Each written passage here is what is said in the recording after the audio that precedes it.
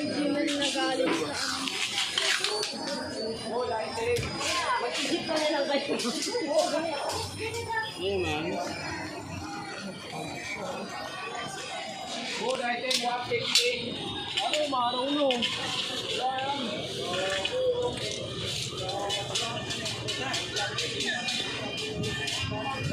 Ate empanada. Boss. Ma'am, 20 lang na yun.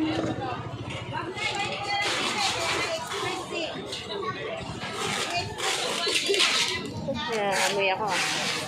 Saan yun?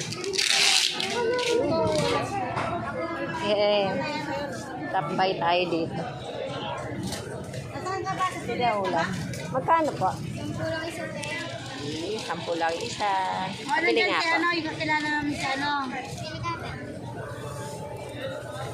Si GM. Ibalik mo na kung dito nga yung bayad. Kung gano'n din pala 3 days din ang dating, wag na.